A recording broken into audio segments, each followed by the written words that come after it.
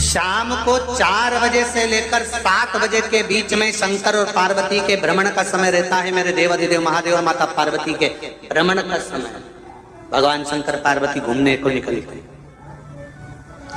इसलिए हमारा सनातन धर्म कहता है शाम के समय पर माताओं को झाड़ू नहीं लगाना चाहिए, शाम के समय पर माताओं को चूड़ी बिछिया नहीं बदलना चाहिए, शाम के समय पर माताओं को मांग में सिंदूरा नहीं भरना चाहिए, शाम के समय पर माताओं को बाल नहीं बांधना चाहिए, शाम के समय पर माताओं को चौखट पर नहीं बैठना चाहिए। उसका कारण क्या है? क्योंकि पार्वती जी ने भगवान भोलेनाथ जी से कहा था कि तुम मुझे रोज शाम के समय प्रदोष काल में भ्रमण के लिए लेकर जाते हो, मेरे लिए आज्ञा क्या है? शंकर भगवान ने कहा सुनो पार्वती, मंदिर के अंदर नंदी रहता है, जाने वाला यात्री जब मंदिर में मेरा दर्शन करने आता है तो नंदी के कानों में कहकर जाता है कि शिव जी को मेरे यहाँ लेकर आना।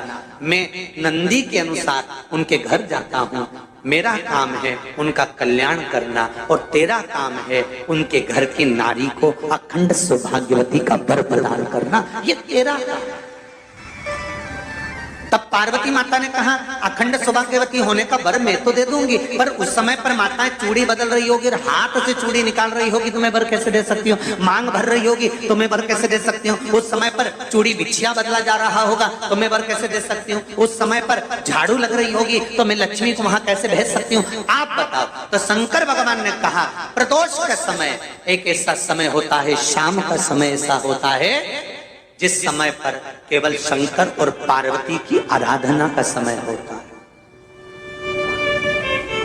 हम तो कई लोगों से कहते हैं अगर आपके यहाँ संपदा नहीं आ रही है, बहुत मेहनत कर रहे हो, फल नहीं मिल रहा, कहीं नौकरी, कहीं सर्विस या कहीं व्यापार या व्यवसाय में कहीं तकलीफ आ रही है, हम सबसे कहते हैं शाम का समय पकड़ लो, शंकर जी के मंदिर में दिया लगाना प्रारंभ कर दो। शिव मंदिर में अगर दिया नहीं लगा रहे हो तो बेलपत्री के पेड़ के नीचे दिया लगा। बेलपत्री और शंकर जी के मंदिर में दिया नहीं लगा रहे तो शंकर जी के मंदिर के बाहर चौखट पर दिया लगा।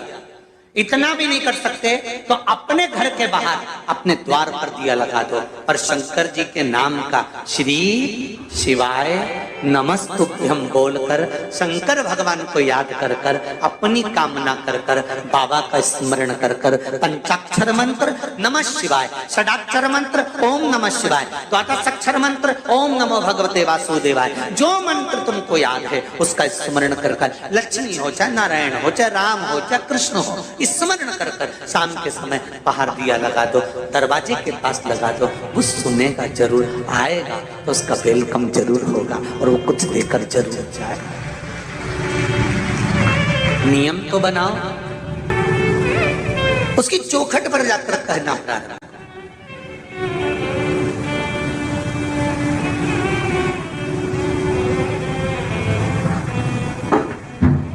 बृहस्पति महाराज ने कहा कि शाम का समय जो प्रदोष का समय होता है उस समय पर इंद्रदेव तुम शंकर जी की आराधना करो। शिव आराधना से शंकर जी जो मार्ग प्रशस्त करेंगे, शिव आराधना से जो शंकर जी कहेंगे वो तुम करना, ठीक है? आराधना करी बाबा भोलेनाथ जी।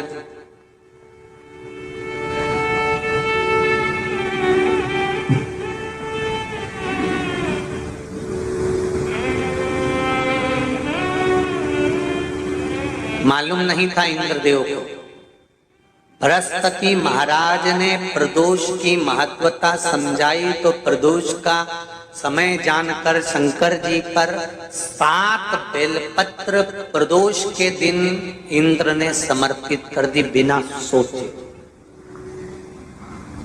कितनी बेलपत्र? 7।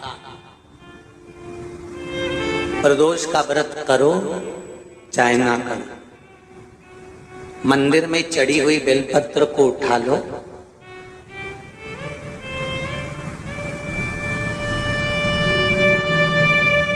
बेलपत्र का ब्रह्म कमल बना लो,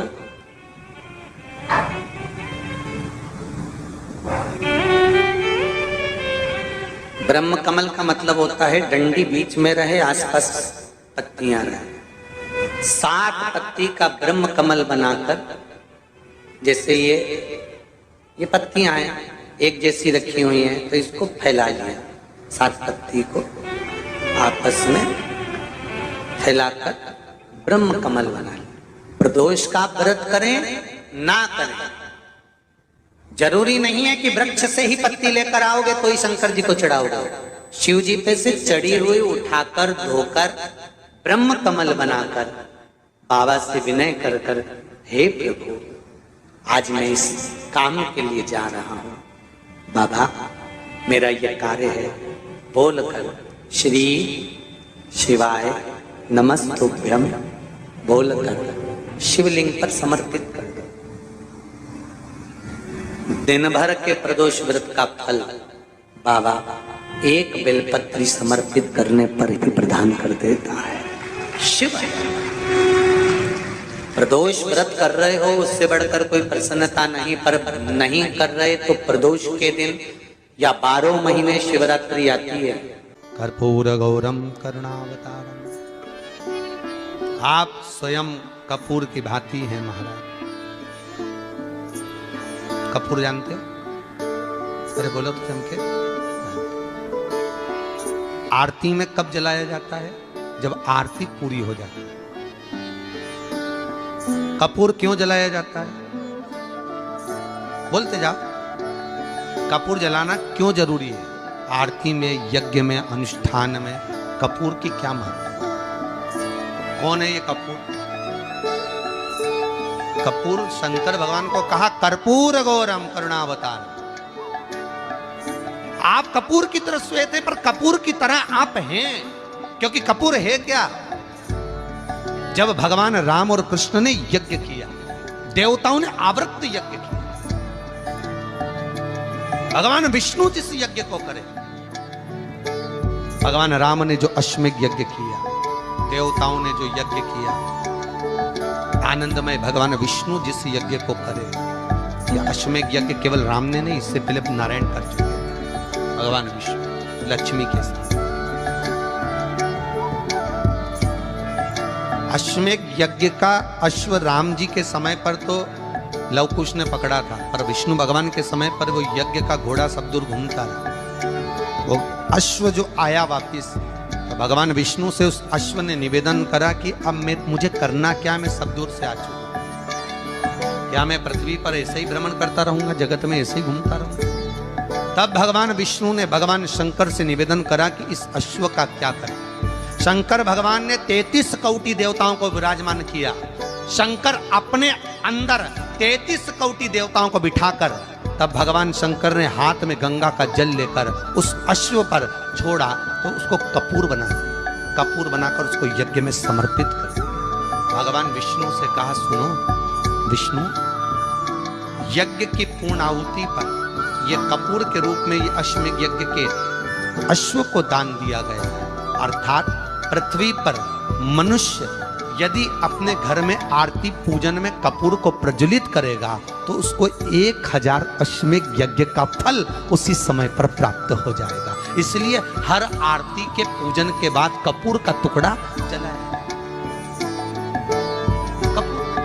कपूर की बड़ी महत्वता है हमारी।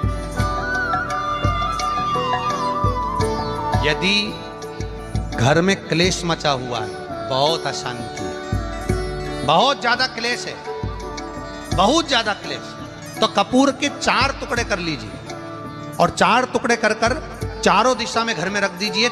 कितना भी झगड़ा चल रहा होगा, कितना भी क्लेश मचा होगा, शांति हो जाएगी, अपने आप शांति हो जाएगी 5 या 7 मिनट के।